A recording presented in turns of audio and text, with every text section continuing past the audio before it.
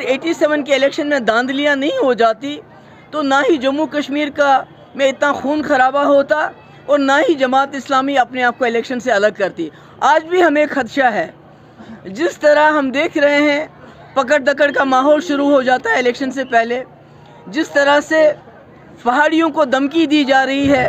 پیر پنچال میں کہ اگر وہ ان کی پراکسی پارٹی کو ووٹ نہیں ڈالیں گے تو وہاں 1947 جیسے حالات کیے جائیں گے۔ جس طرح یہاں ہمارے جو ایڈمنسٹریشن کے ہیڈ ہے انہوں نے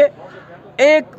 مخصوص برادری کے افسروں کو بلا کے اور دھمکایا ہے کہ اگر آپ پراکسی کینڈیڈیٹ کو ووٹ نہیں ڈالو گے تو ہم ایسا کریں گے ویسا کریں گے۔ تو مجھے لگتا ہے کہیں 87 دوبارہ ریپیٹ نہ ہو،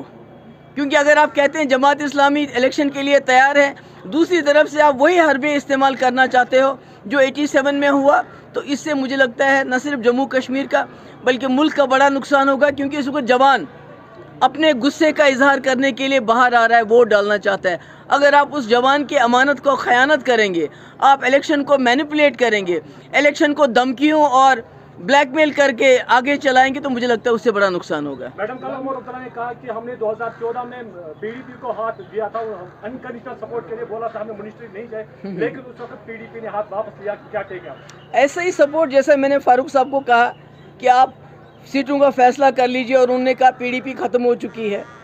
تو آپ ایسے پہ کیا بھروسہ کر سکتے ہیں ان لوگوں پہ کہ انہوں نے تب کیا کہا اور آج کیا کیا انہوں نے پریکٹیکلی کیا کیا؟ جو پی ایچ ڈی ہم نے 5 سال سے سنبھال کے رکھی تھی، کیونکہ جموں کشمیر کے لوگ چاہتے تھے کہ ہم اکٹھے چلیں، اکٹھے جو ہمارے اوپر حملہ ہو رہا ہے اس کا مقابلہ کریں۔ انہوں نے تو 2 منٹ میں اس کو توڑ دیا، کہا پی ڈی پی ختم ہو چکی ہے، تو اب 2014 کی باتیں کرنے سے کیا فائدہ ہوگا؟ میم امت شاہ نے اسٹیٹمنٹ دیا ہے کہ پاک کشمیر ہے وہ ہمارا ہے، وہ کہتے ہیں کہ یہاں پہ پہلے پتھر بازی ہوتی تھی، اب اس پار ہوتی ہے۔ میں تو یہ کہہ رہی ہوں کہ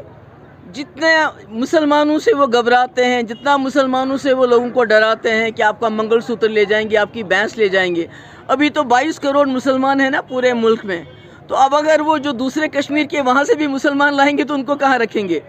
وہ تو بات پہ ہمیں تانا دیتے ہیں کہ آپ پاکستان چلے جاؤ، اب کہتے ہیں وہاں کے کشمیر کے مسلمانوں کو بھی اپنے ساتھ ملائیں گے۔ پہلے جو یہاں مسلمان ہیں ان کی عزت کرنا سیکھے،